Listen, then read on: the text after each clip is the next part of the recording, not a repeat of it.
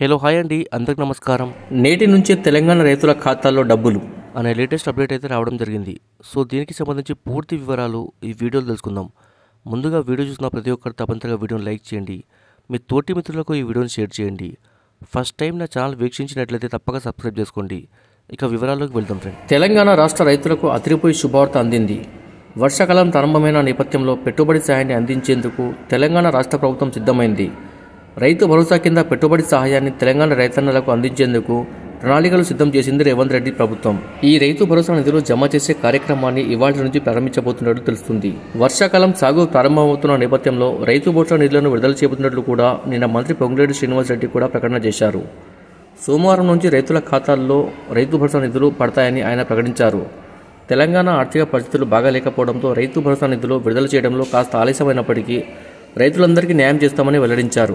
డబ్బులను ప్రతి రైతుకు అందేలా చేస్తామని వివరించారు. కాగా రైతు భరోసా కింద ఏడాదికి 2 విడతల్లో 12,000 రూపాయల చొప్పున కాంగ్రెస్ ప్రభుత్వం అందిస్తుంది. ఇక మొన్నటి ఈ యాసంగి సమయంలో 3.5 ఎకరాల వరకే రైతు భరోసా విడుదల చేసిన ప్రభుత్వం ఇప్పుడు 10 ఎకరాల వరకు ఒకేసారి డబ్బులు జమ చేసే అవకాశాలు కూడా ఉన్నట్టు తెలుస్తుంది. కొత్తగా అర్హత పొందిన రైతులకు నెలాఖరులో నిధులు విడుదల చేయబోతున్నట్లు తెలుస్తుంది. దీంతో తెలంగాణ రైతులకు ఊరట లభించనుంది. Subscribe for more videos. Thanks for watching friends.